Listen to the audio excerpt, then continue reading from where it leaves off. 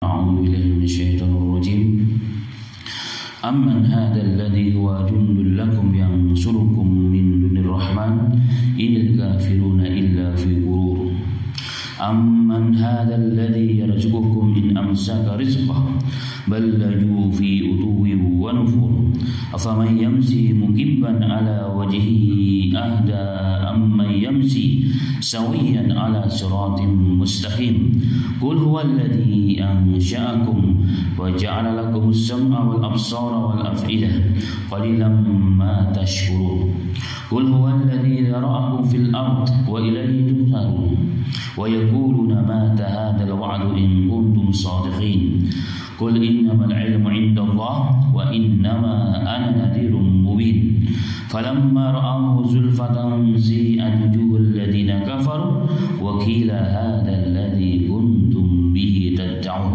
أما بعد. Alhamdulillah ma'asyiral muslimin wal muslimat yang dirahmati Allah Ta'ala. Pada pagi yang berbahagia ini kita kembali masih diberikan taufik oleh Allah untuk sama-sama bertakaruf kepada Allah dengan menjalankan seafdal-afdal ibadah yang merupakan ibadah yang terbesar yang pertama kali akan ditanya oleh Allah Subhanahu wa Ta'ala pada hari kiamat, yakni salat subuh berjamaah.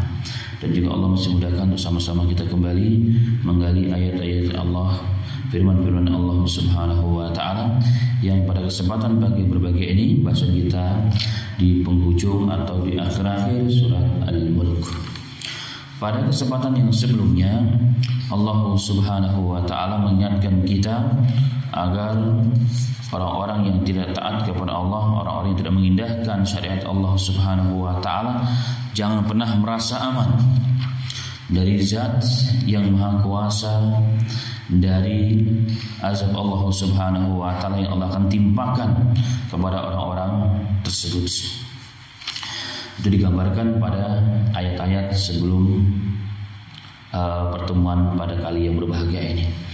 Kemudian pada ayat ini Allah mengingatkan kita kembali dengan berfirman, Amman hadzal ladzi huwa jundul lakum yansurukum min dunir rahman. Allah Ta'ala berfirman, Yaqulu ta'ala lil musyrikin alladziina 'abadu ma'ahu ghayrahu wa yabtaguna 'indahum nasran wa rizqan qaran 'alim.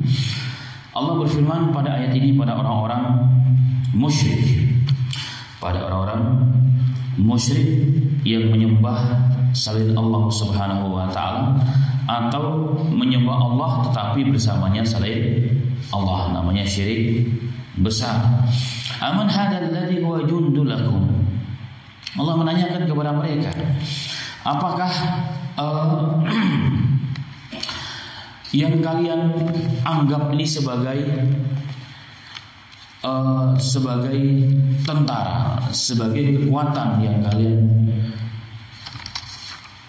jadikan sebagai i'timad kepadanya, mampu yang surukum min dunir rahman, mampu menolong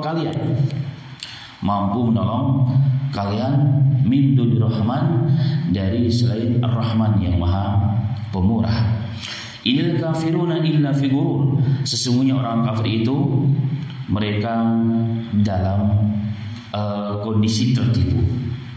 Jadi orang kafir menganggap dirinya akan ditolong oleh sembahan-sembahannya, menganggap sembahan-sembahan tersebut adalah zat yang mampu memberikan manfaat dan mudarat. Inil kafiruna illa fi ghurur. Tidaklah orang kafir tersebut kecuali dalam kondisi tertipu. Inilah hakikat yang terjadi sesungguhnya pada orang-orang yang tidak beriman kepada Allah Subhanahu wa Ta'ala. Dan ini sesungguhnya adalah penafian bagi orang-orang yang menjadikan selain Allah sembahan dianggap sebagai zat yang mampu menolong mereka, melindungi mereka di dunia dan juga di akhirnya Allah Subhanahu wa Ta'ala. Maka Allah mengingatkan, amman hadzal ladzi huwa jundul lakum yansurukum min dunir rahman. Amman hadzal ladzi, atau siapakah dia yang menjadi penolong, tentara bagi kalian? Adakah selain Allah, selain zat yang maha pemurah yang dapat menolong kalian? Tidak ada.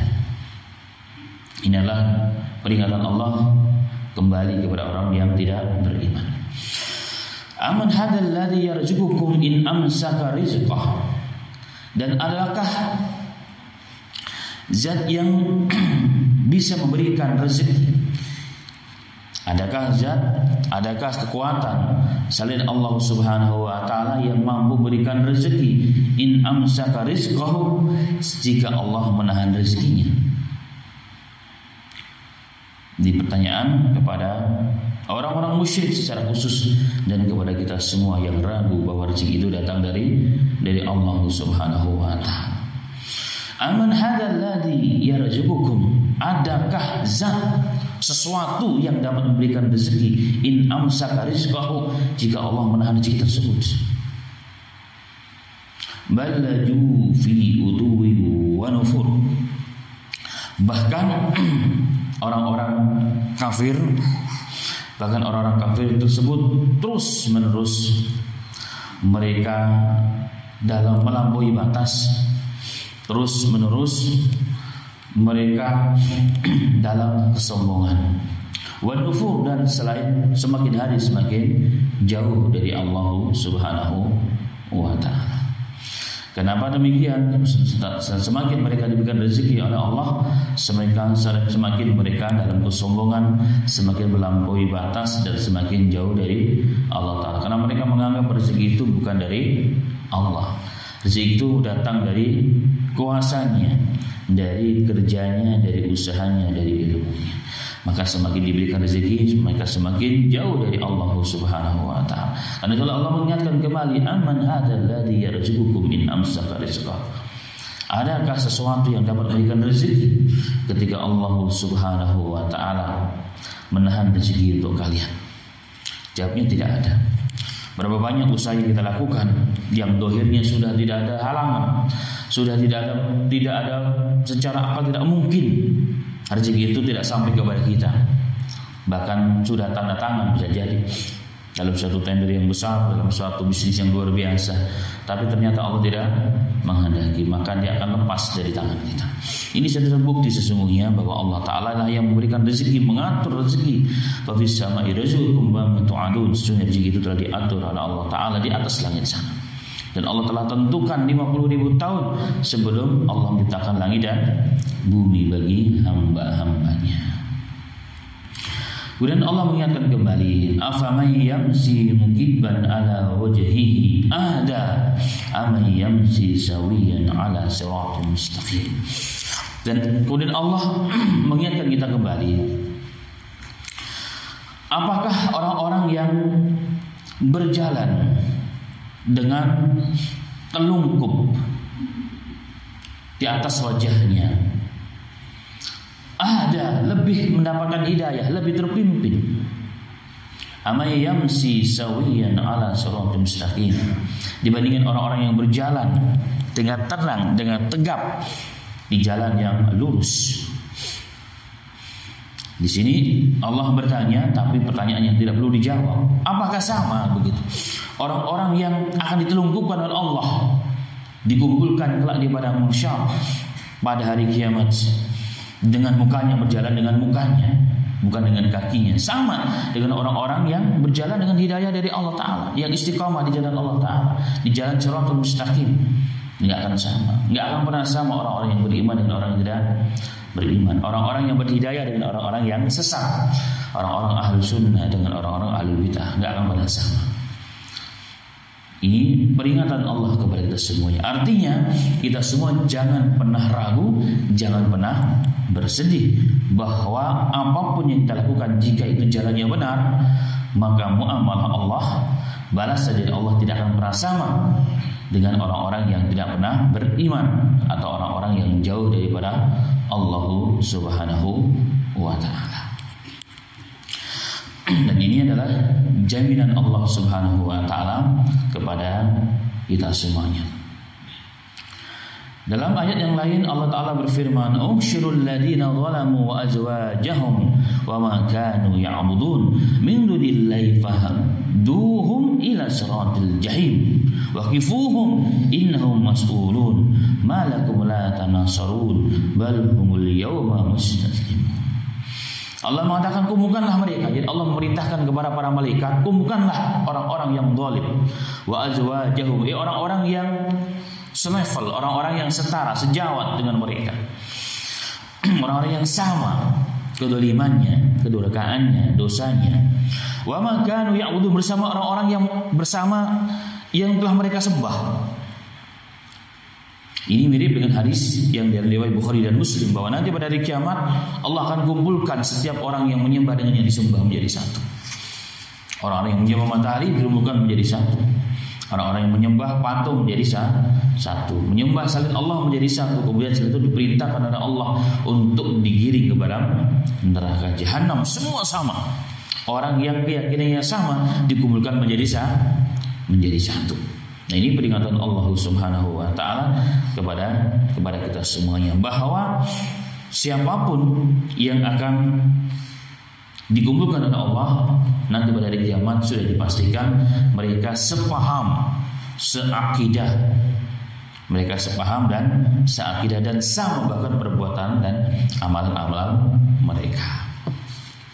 Dan ini adalah janji Allah Subhanahu wa taala kepada orang-orang yang tidak beriman kepada Allah Subhanahu wa taala, yang hari ini mereka sombong dengan yang mereka punya, dengan jabatan yang mereka miliki. Mereka lupa dengan hari-hari itu. Al-Imam Ibnu Katsir rahimahullah taala setelah menyampaikan ayat ini menukilkan satu riwayat ancaman bagi orang-orang yang lalai dengan Allah, yang tidak beriman dengan Allah Subhanahu wa taala. Dalam hadis yang sahih di mana Nabi Muhammad sallallahu alaihi wasallam dari riwayat Anas bin Malik pernah mengatakan, dikatakan kepada Rasulullah, "Ya Rasulullah, kaifa yahsurun nasu ya ala wujuhihim?" Setelah Rasulullah menjelaskan ayat di atas tadi bahwa nanti tidak akan pernah sama orang yang beriman dengan orang yang tidak beriman. Orang yang tidak beriman akan dikumpulkan di padang mahsyar berjalan dengan di atas wajahnya. Kemudian Rasulullah ditanya, bagaimana ya Rasulullah, orang kok bisa dikumpulkan pada hari kiamat dengan wajah mereka? Bagaimana ceritanya? Kok bisa? Maka Nabi Muhammad sallallahu alaihi wasallam bersabda, "Alaisa alladzi amsyahum ala arjulihim qadiran ala yamsyahum ala wujuhihim." Bukankah zat yang telah menjalankan mereka di atas kaki-kaki mereka? Bukankah zat yang telah menjalankan, yang membuat berjalan di atas kedua kaki mereka mampu untuk menjalankan juga di atas wajah-wajah mereka? Artinya bagi Allah tidak ada yang muskil, tidak ada yang susah, semuanya sama. Inilah gambaran bagaimana manusia kelak akan dikumpulkan oleh Allah Ta'ala pada hari kiamat. Antara orang beriman dan orang yang tidak beriman berbeda. Antara orang beriman dan orang beriman berbeda. Yang pertama, selain mereka telah dikumpulkan sesuai dengan kelompoknya masing-masing. Setelah mereka dikumpulkan dengan kelompoknya masing-masing, mereka juga dikelompokkan dan dikumpulkan sesuai dengan amalan perbuatannya masing-masing. Ini pun pernah dibahas pada babnya. Orang-orang yang mujrim, wa nusukul mujrimina ila jahannam wirda. Orang-orang yang mujrim, orang-orang pendosa besar, maka dikumpulkan oleh Allah Subhanahu wa taala kelak dalam kondisi kehausan yang sangat dahaga ketika digiring mereka. Wa nahsyuruhum yaumal qiyamati ala wujuhihim umyan wa bukman wa summa. Dan kami giring mereka, kami kumpulkan mereka di padang mahsyar pada hari kiamat ala wujuhihim. Mereka diseret di atas muka-muka mereka dalam keadaan umyan, buta, wa bukma, bisu, dan juga tuli. Alladzina yuhsyaruna ala wujuhihim ila jahannam ulaika syarru makana wa adalla sabila. Orang-orang yang dikumpulkan oleh Allah Ta'ala di atas wajah-wajah mereka ke neraka jahanam, ke neraka jahanam, ke padang mahsyar, kemudian ke neraka jahanam. Ulaika syarru makana wa adalla sabila. Mereka adalah orang-orang yang paling buruk. Mereka adalah orang-orang yang paling buruk tempatnya, wa adalla sabila, dan orang yang paling sesat jalannya. Jadi sudah ketahuan orang yang sesat di dunia adalah orang yang digiring dengan wajahnya di akhirat. Itu satu bukti kesesatan mereka. Ini adalah bentuk penghinaan yang luar biasa. Karena normalnya manusia itu dengan kaki. Tapi ketika mereka berjalan dengan mukanya, berarti apa? Ada perbuatan yang sesat yang telah mereka lakukan di dunia, sehingga menjadikan terbaliklah fitrah itu dibalik oleh Allah Subhanahu wa ta'ala. Dan ini adalah gambaran yang sangat mengerikan yang Allah gambarkan pada ayat ini. Sedangkan orang-orang yang beriman, Allah telah menggambarkan dalam ayat yang lain, yauma nahsyurul muttaqina illa rahmani wafda. Hari di mana dikumpulkan orang-orang yang bertakwa. Hari di mana dikumpulkan orang-orang yang bertakwa illa rahman, untuk menghadap Zat yang Maha Rahman, yang Maha Pemurah, wafda, sebagai perutusan yang terhormat. Artinya orang-orang yang beriman kelak betul-betul dihormati Allah. Ketika mereka datang kepada Allah, dianggap sebagai seorang utusan. Nah, itulah maka Ali bin Abi Thalib, seorang ulama yang juga ahli tafsir dalam bidangnya, beliau mengomentari ayat ini, yauma nahsyurul muttaqina ila rahmanin wafda. Hari di mana dikumpulkan orang-orang yang bertawakal itu kepada Rahman dalam kondisi sebagai wafda. Wafda itu wufud. Wufud itu adalah perwakilan duta. Jadi sebagaimana duta itu ketika mendatangi suatu menjalankan satu tugas, menghadiri satu pertemuan dengan negara-negara lain, maka mereka dalam kondisi yang terhormat. Bahkan turun saja mereka dari airport, maka mereka pun akan disambut dengan kehormatan negara tersebut. Akan dijaga ketat, kendaraannya yang terbaik, bahkan jalannya pun akan dikawal dengan polisi-polisi yang luar biasa, orang disuruh minggir semuanya. Nah, Ali bin Abi Thalib radhiyallahu anhu ingin mengatakan pada dalam bab ini bahwa orang-orang yang beriman kepada Allah kelak dikumpulkan menghadap Allah dalam kondisi sangat terhormat, bahkan mengendarai tunggang-tunggangan yang mewah yang terbagus. Dan ini pun sesuai dengan firman Allah pada hadis Nabi Muhammad SAW, bahwa satu di antaranya Allah bahkan menanya satu di antaranya dari 7 golongan atau 8 golongan yang akan mendapat kemuliaan pada hari kiamat. Aina mutahabbuna bijalali, sampai 3 kali. Di manakah orang-orang yang saling mencintai karena aku? Di manakah orang-orang yang saling mencintai karena aku? Di manakah orang-orang yang mencintai karena aku? Al-yawma udhilluhum fi dhilli yawma la dhilla illa dhilli. Hari ini akan kukumpulkan mereka di bawah naungan dan kehormatanku. Hari tidak ada naungan dan kehormatan kecuali dari aku. Jadi orang yang selalu berkumpul karena Allah, membesarkan Allah, ngaji bareng, ngaji yang benar, maka mereka pun akan dikumpulkan dalam kondisi yang sama. Sebagai apa kalau menurut Ali? Sebagai utusan. Nah, sudah dibayangkan sebagai utusan penuh dengan kehormatan. Inilah orang-orang yang bertakwa kepada Allah Subhanahu wa ta'ala. Bahkan mereka tidak dalam kondisi umum, karena kondisi umum manusia itu dibangkitkan dalam kondisi tidak beralas kaki. Tidak beralas kaki, hufatan uratan ghurla.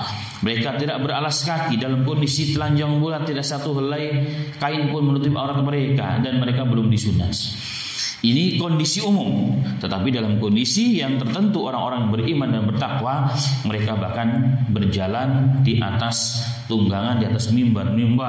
Dalam riwayat ada mimbar terbuat dari nur, cahaya mereka luar biasa, sehingga para nabi dan rasul bertanya, siapakah mereka? Mereka bukan nabi dan bukan rasul, tapi mereka berada dalam kondisi sebagaimana nabi dan rasul. Inilah gambaran orang-orang yang beriman. Sangat jauh perbedaannya antara orang beriman dengan orang-orang yang tidak beriman. Makanya Allah mengingatkan kita kembali. Afaman yamsi muqiban ala wajhihi ahda am yamsi sawiyan ala siratal mustaqim. Apakah sama orang yang dijalan kelak pada hari kiamat di atas wajahnya sebagai bentuk penghinaan, sebagai bentuk azab Allah kepada mereka, dengan orang-orang yang berjalan dalam kondisi tenang, dalam kondisi tegak, dalam kondisi aman, dalam kondisi jalannya lurus, karena mereka menjalankan kehidupan dunia ini dengan penuh ketaatan kepada Allah Subhanahu wa ta'ala. Tidak akan pernah sama.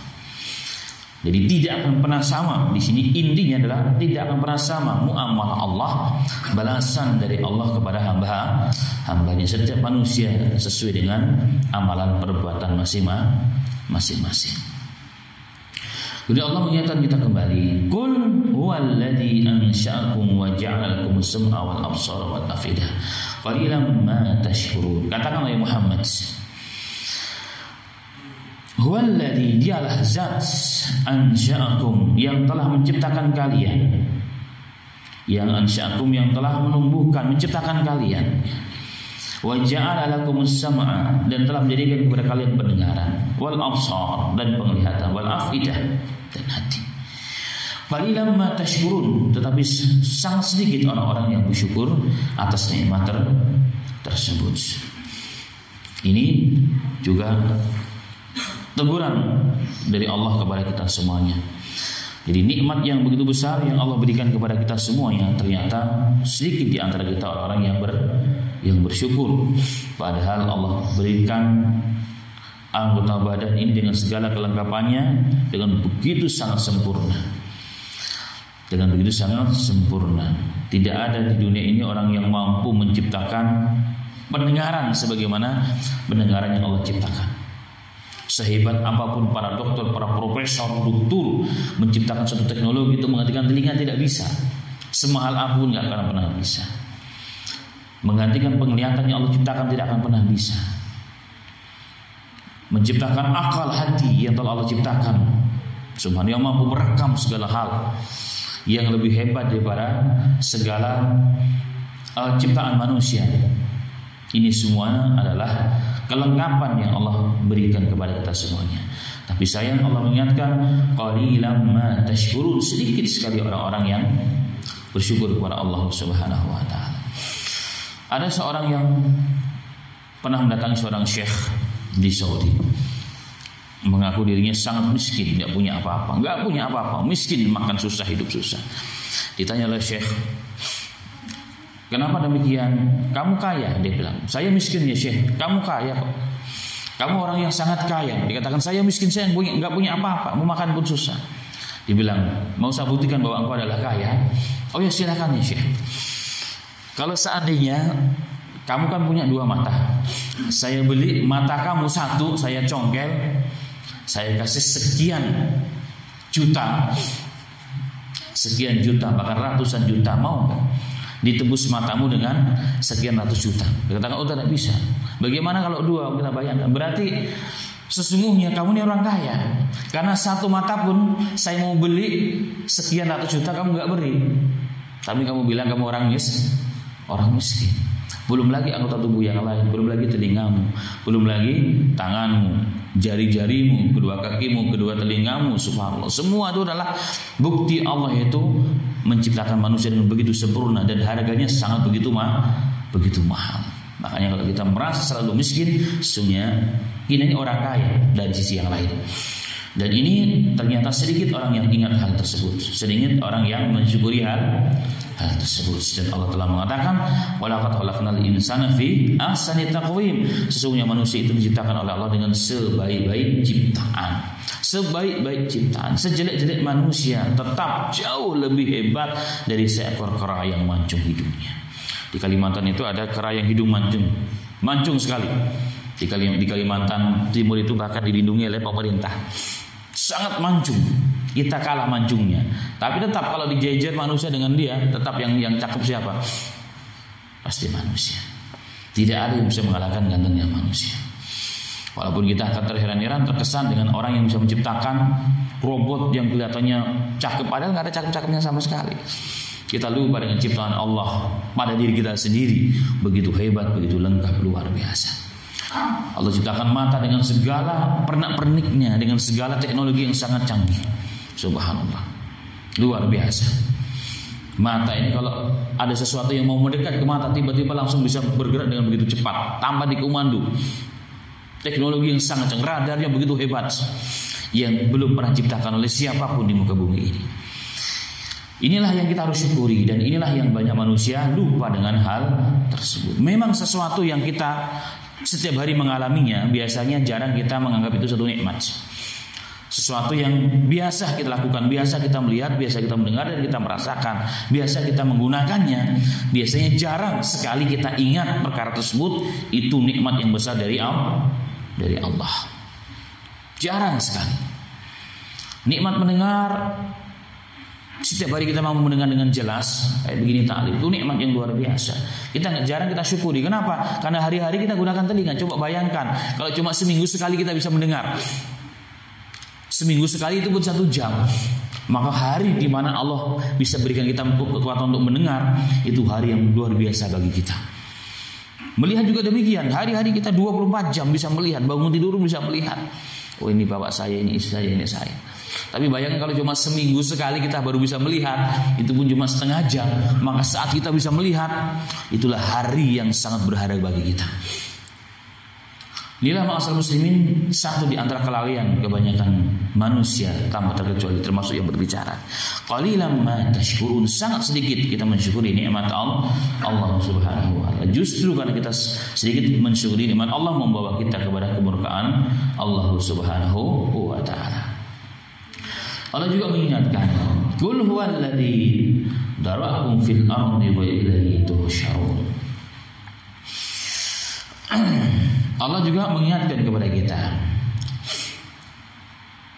Al-Imam Ibnu Katsir mengatakan, menerjemahkan ayat "Qul huwallazi dara'akum fil ardi" ay ba'tsukum wa nasyrukum fil aqtaril ard wa arja'iha ma ikhtilafi alsinatikum fil lughatikum wa alwanikum lakum wa ashqalakum wa suharakum. Jadi katakanlah, dialah Allah yang mengembangbiakkan kalian. Dialah Allah yang menebarkan kalian, mengembangbiakkan kalian di muka bumi ini, di seluruh jagat raya ini, di seluruh penjuru bumi ini, dengan berbagai macam alsinah, dengan berbagai macam bahasa manusia. Setiap kaum punya bahasa masing-masing. Subhanallah, negara kita aja ada ribuan, bahkan ratusan ribu bahasa. Kalau seluruh dunia berarti jutaan bahasa. Ini semua adalah kuasa Allah Subhanahu wa taala. Wa alwanikum, dengan warna kulit kalian yang berbeda-beda. Bentuk kalian yang berbeda-beda. Orang Afrika agak hitam, orang Indonesia, orang Melayu coklat, sawo-sawo mateng. Naik lagi sedikit ke atas, orang India, Pakistan, orang Cina semua berbeda. Sampai ke Eropa orang yang berbeda, ada yang kemerah-merahan kalau kena panas dan seterusnya. Ini semua adalah nikmat Allah Subhanahu wa taala, dan Allah lah yang sesungguhnya menciptakan bentuk-bentuk yang berbeda-beda. Kemudian suarakum, dan juga gambar kita secara fisik pun berbeda. Ada orang yang tinggi-tinggi, ya, kayak orang-orang Eropa, mungkin orang-orang Amerika besar-besar. Ada orang yang kecil-kecil, orang-orang kita, orang-orang Melayu. Orang kecil ke kecil. Ini semua adalah ciptaan Allah, dan ini semua adalah pembagian Allah Subhanahu wa taala. Siapapun Anda dan bagaimanapun Anda, bagaimanapun bentuk dohirnya, Allah tetap mengingatkan wa ilaihi tuhsyarun, dan kepadanya lah, yakni kepada Allah taala kalian akan dikumpulkan, kalian akan dikembalikan oleh Allah Subhanahu wa taala. Dan asykal ini, bentuk luar ini, tidak menjadi tolak ukur di sisi Allah Subhanahu wa taala. Tidak ada. Sebagaimana dalam hadis yang sahih, Nabi Muhammad SAW pernah mengatakan, "Innallaha la yanzuru ila suwarikum wala ila ajamikum walakin yanzuru ila qulubikum wa a'malikum." Hadis sahih. Sesungguhnya Allah tidak melihat kepada bentuk rupa kalian dan besar kecilnya jasad kalian, tetapi yang dilihat oleh Allah adalah hati kalian dan amal kalian. Jadi yang menjadikan manusia itu mulia, manusia itu berkualitas di sisi Allah, itu sifat manusia itu sendiri, sifat hati dan amalnya, dan bukan zahirnya. Kaum Ad yang begitu hebat, bahkan dia bisa mencabut pohon korma seperti mencabut rerumputan, saking gedenya, saking kuatnya. Tapi ternyata kekuatan fisik itu tidak menjadikan mulia di sisi Allah Subhanahu wa taala. Tetapi Bilal radhiyallahu anhu, orang yang secara fisik, secara umumnya di kalangan para sahabat, orang yang secara zahir tidak bagus, tetapi bahkan masih hidup, suara kedua terompah kakinya, kedua sendalnya sudah di surga. Apa yang menjadikan Bilal begitu tinggi? Amalannya, kondisi kaifiah hatinya, keimanannya kepada Allah dan kepada Rasulnya, bukan fisiknya. Inilah ma'asyiral muslimin rahimani wa rahimakumullah yang selalu diingatkan dalam banyak ayat oleh Allah Subhanahu wa taala. Artinya siapapun kalian, bagaimanapun kalian, tetap ilaihi wa ilaihi tuhsyarun. Hanya kepada Allah kalian akan dikumpulkan dan setiap kita akan mempertanggungjawabkan setiap amalan perbuatan kita. Wa yaqulun mata hadzal wa'du in kuntum shadiqin. Kemudian orang-orang yang tidak beriman, orang-orang yang tidak beriman, mereka mengatakan, mata hadzal wa'd, kapan datangnya janji ini, ancaman ini? In kuntum shadiqin, jika kalian memang betul-betul orang yang benar dalam dakwah kalian. Subhanallah.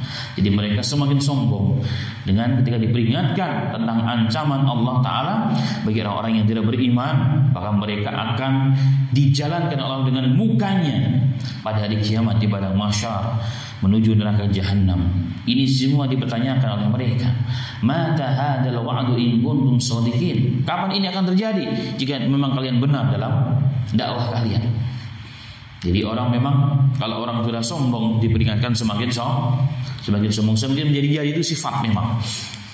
Kalau sudah sombong diingatkan maka semakin sombong, bahkan menantang kebenaran itu sendiri. Qul, kata Allah, katakanlah ya Muhammad kepada mereka, innama ilmu indallah, sesungguhnya ilmu itu di sisi Allah. Karena ini terjadi pada hari kiamat, dan hari kiamat itu hanya Allah saja yang maha mengetahuinya. La ya'lamul ghaiba illahu, tidak ada yang mengetahui hari kiamat kecuali Allah Subhanahu wa taala. Kapan akan terjadi?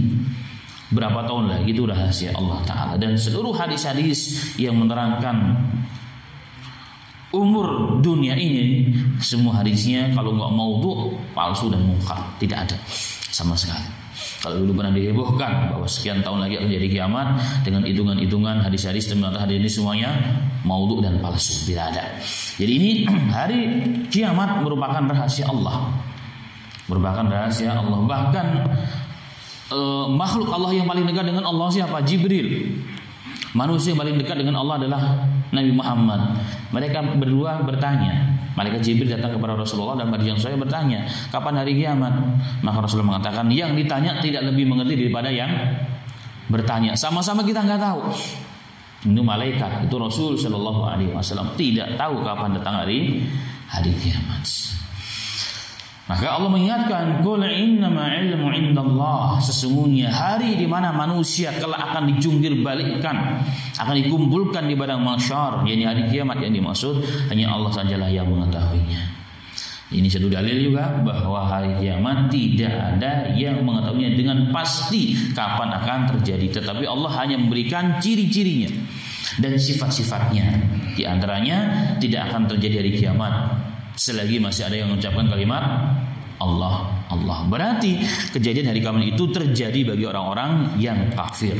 Maka Rasulullah pernah mengatakan, inna min syararin nas, sesungguhnya sejelek-jelek manusia itu dua. Yang pertama, orang yang hidup dan menjumpai hari kiamat. Itu yang pertama. Yang kedua, orang yang menjadikan kuburan para anbiya sebagai masjid. Jadi orang yang menjadikan kuburan para nabi sebagai masjid yang disembah, yu'bad min ghairillah, yang disembah selain Allah Subhanahu wa taala. Jadi Allah menyamakan dua makhluk ini, dua kondisi yang sangat jelek di sisi Allah Subhanahu wa taala. Ini sifat-sifatnya. Ini sifat yang akan terjadi di akhir zaman. Kapan? Setelah Ka'bah dihancurkan oleh orang-orang dari Habasyah yang repetis mereka kecil-kecil. Ini semua adalah isyarat-isyarat dari Allah. Tapi kapan terjadi itu? Tidak ada yang tahu. Berapa tahun lagi? Tidak ada yang tahu. Kenapa? Ilmu indallah, ilmu hari kiamat adalah Allah yang mengetahuinya. Wa innama ana nadhirun mubin. Sedangkan aku, kata Nabi Muhammad, hanya nadhirun mubin. Aku hanya pemberi peringatan yang jelas kepada kalian bahwa orang yang begini akan begini, orang yang begini akan menerima balasannya seperti ini. Aku hanya memberi peringatan kepada kalian.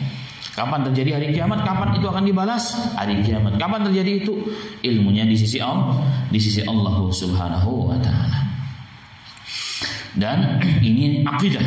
Ini adalah bab akidah.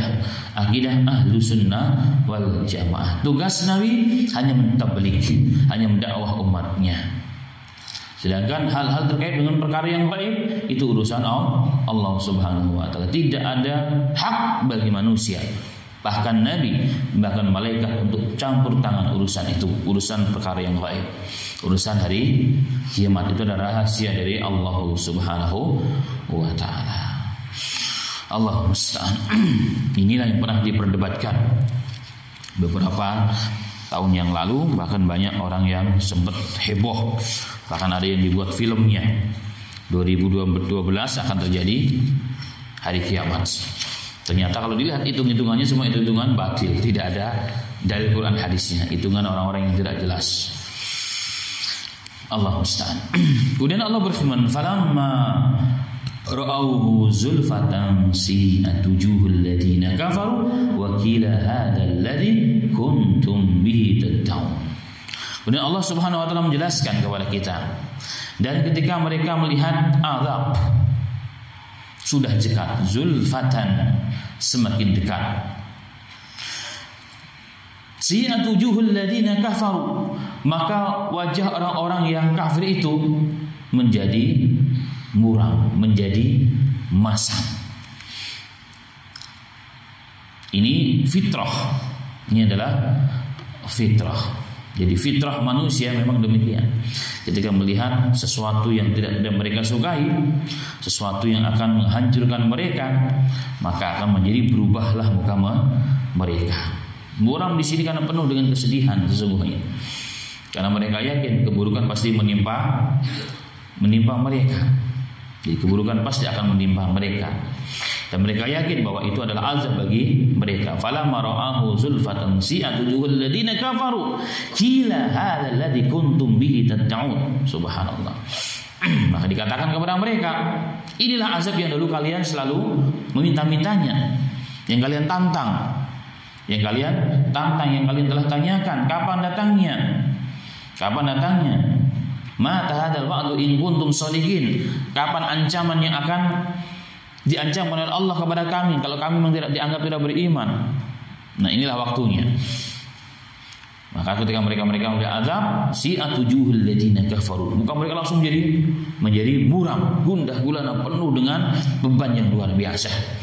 Nah, ini mirip sebagaimana dalam surat Az-Zumar, wa badalahum minallahi ma lam yakunu yahtasibun wa badalahum sayyi'atu ma kasabu wa haqa bihim ma kanu bihi yastahzi'un.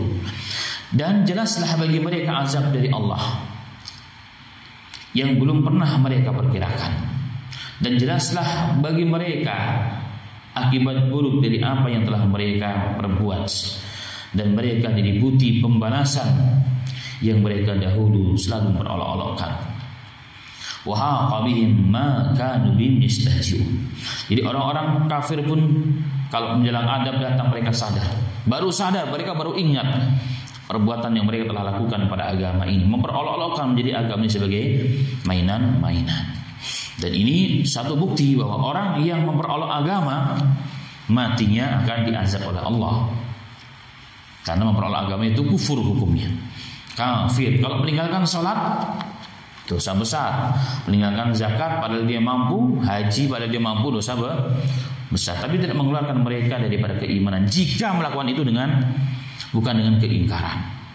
Tapi orang yang memperolok agama kafir dan diancam di dunia saat matinya, kemudian di akhirat setelah dibangkitkan kelak dari mahsyar. Itu adalah ancaman Allah Ta'ala. Dan tidak ada orang yang memperolok agama, menjadikan agama ini mainan, kecuali Allah hinakan di dunia. Allah hinakan di dunia.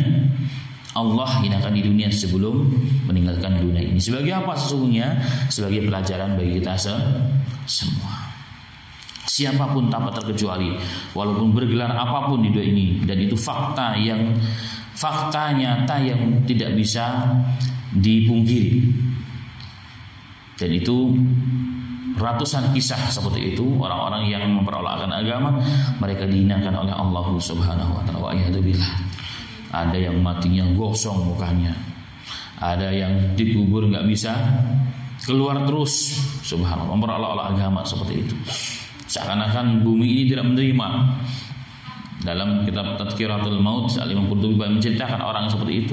Bahkan sudah berkali-kali digali kubur, baru saja diletakkan, besoknya pagi harinya sudah keluar lagi. Akhirnya apa, udah dilempar, udah diuruk, dibiarkan begitu. Kadang-kadang ada beberapa riwayat juga bahkan di kubur itu ada di ular, subhanallah. Baru digali selesai saja, maka ular datang memenuhi kuburan tersebut, sehingga nggak ada orang berani mendekat. Pindah ke tempat yang lain, kuburan yang lain, jauh dari kampung yang lain pun sama juga. Akhirnya apa, difatwakan oleh ulama, sudah dilempar aja dari jauh. Dilempar dari jauh sudah, baru saja dia masuk ke dalam kubur langsung diserang oleh ular-ular yang telah disiapkan oleh Allah dalam kubur tersebut. Ini ancaman bagi siapa? Bagi orang-orang yang menjadikan agama sebagai olok-olokan, sebagai sendagura, sebagai permainan. Wa iyadu billah. Hal itulah ma'asal muslimin, dan orang-orang yang ini sadar. Orang-orang yang menjadikan agama ini sebagai olok-olokan, yang menjual agama ini sadar. Makanya ayat kalau kita perhatikan, falamma ra'ahu zulfatan si'at wujuhul ladina kafaru. Ketika mereka melihat adab itu semakin dekat, zulfatun dekat sekali artinya. Hanya satu jengkal ibaratnya begitu. Sudah hampir menimpanya, langsung berubah muka mereka. Ketakutan, kenapa ketakutan? Dia sadar, teringat masa-masa dia memperolokkan agama, ingkar dengan Allah, ingkar dengan sunnah Nabi Muhammad sallallahu alaihi wasallam. Dan ini teguran yang sangat keras yang Allah timpakan bagi orang-orang yang tidak beriman atau menjadikan agama ini sebagai olok-olokan. Ma'asal muslimin rahimani wa rahimakumullah, pada ayat-ayat yang telah kita sama-sama baca, sama-sama kita dengarkan, ada beberapa kesimpulan. Yang pertama, bahwa orang-orang kafir yang tidak beriman kepada Allah Subhanahu wa taala, yang menganggap hartanya, jabatannya sebagai penolongnya, kelak ternyata tidak bermanfaat sama sekali di sisi Allah pada hari kiamat. Tidak sama sekali bermanfaat di sisi Allah Subhanahu wa taala. Ini terdapat pada ayat yang pertama tadi. Aman hadzal ladzi huwa jundul lakum yansurukum min rahman. Jadi bahkan tentara pasukan yang disiapkan untuk menolongnya enggak bermanfaat, kecuali Ar-Rahman saja yang akan menolongnya, rahmat daripada Allah Subhanahu wa taala. Berarti orang-orang yang menjadikan mereka, orang-orang yang dijadikan sebagai keyakinan yang dapat menyelamatkan, melindungi mereka, adalah sesuatu yang menipu mereka. Maka ayat Allah mengatakan inil kafiruna illa fi ghurur. Sesungguhnya orang kafir yang menjadikan itu sebagai i'timad, keyakinan, kemuliaan dengan hal-hal seperti itu adalah kondisi yang menipu mereka. Itu yang pertama. Yang kedua, rezeki Allah yang mengatur. Jika Allah berkehendak ditahan, jika Allah berkehendak akan diberikan. Semua yang mengatur adalah Allah, dan jika Allah menahannya, tidak ada seorang pun yang mampu untuk mengambil rezeki tersebut. Walaupun sudah di hadapan mata, bahkan mungkin sudah tanda tangan, kalau tidak nyampe akan bisa nyampe. Al-Imam Qurtubi juga bercerita tentang cerita Israiliyat, memang boleh diceritakan selagi tidak bertentangan. Rasulullah mengatakan hadis an Bani Israil wal Kharaj, ceritakanlah tentang Bani Israil, kisah-kisah hadis Bani Israil wal Kharaj, yang penting tidak bertentangan dengan agama. Dikisahkan ada seseorang yang datang dengan sombongnya kepada Nabi Musa. Dengan Nabi Musa. Nabi Musa, inilah rezeki yang Allah kasih kepadaku. Memakan makanan Bani Israel, semacam butir-butiran kacang-kacangan begitu. Dengan sombongnya Nabi Musa, inilah rezekiku. Kata Nabi Musa, oh enggak. Nabi Musa dapat wahyu, bukan, itu bukan rezekimu, hai fulan, walaupun sudah di tangan, walaupun sudah di depan mulutmu, tapi ini rezeki ayam dari dokter fulan di tangga kampung sebelah. Dia bilang enggak mungkin, orang sudah di depan mulut saya. Maka dengan sombongnya dia katakan, tidak mungkin, ini rezeki saya. Ternyata waktu dimakan, tiba-tiba dia keselak, nyumbet di hidung, masuk ke dalam hidung, ke lubang hidung, sehingga terpaksa dia harus berobat di kampung sebelah pada seorang dokter. Ternyata sampai di tempat itu, ini dokternya dokter yang laku, antriannya itu panjang sekali. Nah, dalam proses antrian tersebut, tiba-tiba dia bersing, dan ternyata makanan biji tersebut keluar. Qadarullah, tiba-tiba datang ayam jago punya dokter yang sedang jalan, kemudian dipatulah ayam tersebut. Dikatakan benar Nabi Musa. Benarlah Nabi Musa. Ini kisah Israiliyat namanya. Tetapi tidak bertentangan bahwa memang betul segala rezeki yang telah Allah tentukan tidak akan pernah salah mulut. Pasti akan sampai kepada orang yang telah Allah tentukan. Tetapi jika Allah menahannya, maka tidak ada seorang pun yang mampu untuk mengambilnya. Tetapi sayang, balaju fi utui wan nufur. Orang-orang yang kafir, mereka semakin terus menerus dalam kesombongan dan kecongkaan dengan segala hal yang Allah berikan kepada mereka. Wan nufur, dan mereka semakin jauh daripada Allah Subhanahu wa taala. Kemudian yang ketiga, Allah tidak akan pernah samakan antara orang istiqomah dan orang yang tidak istiqomah. Allah tidak akan pernah samakan balasannya kepada mereka, orang yang berpegang teguh dengan agama Allah dengan orang yang main-main dengan agama Allah Subhanahu wa taala. Orang yang sesat dengan orang yang mendapat hidayah tidak akan pernah sama. Allah akan membalas sesuai dengan amal perbuatan masing-masing, dan itulah sesungguhnya bentuk keadilan Allah. Bayangkan kalau seandainya sama orang beriman dan orang beriman, ngapain kita beribadah? Maka kita akan banyak menuntut Allah Subhanahu wa taala. Ini adalah janji Allah. Kemudian yang berikutnya, semua yang Allah ciptakan pada diri kita, mata, sang, dari ujung rambut sampai ujung kaki, semua adalah Allah Subhanahu wa taala. Agar apa? Agar kita bersyukur atas kebesaran Allah. Begitu unik, begitu hebatnya teknologi yang Allah berikan kepada manusia ini sesungguhnya. Tapi saya sedikit manusia yang berpikir dan sedikit manusia yang mau mensyukuri nikmat tersebut. Kemudian semua akan kembali kepada Allah. Siapapun, bagaimanapun, dimanapun, dia akan kembali kepada Allah. Wa ilaihi tuhsyarun. Dan sifat orang-orang kafir selalu menantang Allah, selalu menantang Allah. Mata hadzal wa'du in kuntum shadiqin, menantang dengan sombongnya. Tapi ketika datang azab, maka mereka akan berubah dan mereka baru merasakan bahwa betul apa yang diancamkan itu memang perkara yang betul. Kemudian sifat Nabi hanya mentabligh agama. Qul innamal ilmu indallahi wa innama ana nadhirun mubin, hanya mentabligh agama dan hanya sebatas pemberi peringatan. Orang dapat hidayah, tidak dapat hidayah bukan di tangan Nabi, tapi di tangan Allah Subhanahu wa taala. Yang memberikan hidayah bukan Nabi, bukan kerjanya Nabi, hanya sebab. Kerja Nabi, usaha Nabi, doa Nabi itu hanya sebab. Makanya pamannya Abu Talib yang menolongnya, bahkan membesarkannya setelah kakeknya meninggal, Abdul Muthalib, maka paman yang menjaganya. Bahkan Nabi Muhammad dianggap manusia yang hebat, bahkan lebih dalam pengurusannya, perhatiannya lebih daripada anak-anak yang lain. Tapi sayang, dengan kedekatannya Nabi Muhammad dengan pamannya ataupun sebaliknya, ternyata tidak menjadikan sebab dia mendapat hidayah daripada Allah. Sehingga Rasulullah pun begitu sedih, dan Allah menurunkan ayat kepada Nabi Muhammad SAW bahwa wahai Muhammad, sesungguhnya hidayah itu bukan di tanganmu. Innaka la tahdi man ahbabta walakin Allah yahdi man yasha. Hidayah itu bukan di tanganmu. Siapa yang kau kehendaki kamu berikan hidayah, siapa yang kau kehendaki berikan hidayah, bukan. Tetapi hidayah itu di tangan Allah. Siapa yang dikehendaki Allah dapat hidayah, yang tidak akan disebutkan oleh Allah Ta'ala. Maka ini akidah bahwa yang memberikan hidayah bukan manusia. Manusia hanya berusaha, hanya dolalah saja, memberikan petunjuk, isyarat kepada mereka. Tapi hidayah di tangan Allah. Allah bisa memberi hidayah tanpa dakwah kita. Tetapi secara umum memang turunnya hidayah dengan usaha dan pengorbanan orang-orang yang baik di jalan Allah Ta'ala. Dan ini akidah kita Ahlussunnah wal Jamaah. Maka yang menganggap dirinya pemberi hidayah dengan usaha dan dakwah kita beri hidayah, maka itu pemahaman yang sesat dan keliru. Yang sesat dan keliru. Seandainya demikian, maka Nabi Muhammad lah manusia yang paling berhak memberikan hidayah. Siapa? Pamannya Abu Talib. Tetapi ternyata tidak demikian. Dan ini pelajaran penting bagi kita semuanya. Allah musta'an. Semoga Allah berikan hidayah kepada kita semuanya, mengambil hikmah dan pelajaran dari beberapa ayat yang sama-sama telah kita dengarkan pada pertemuan pagi yang berbahagia ini. Wafaqana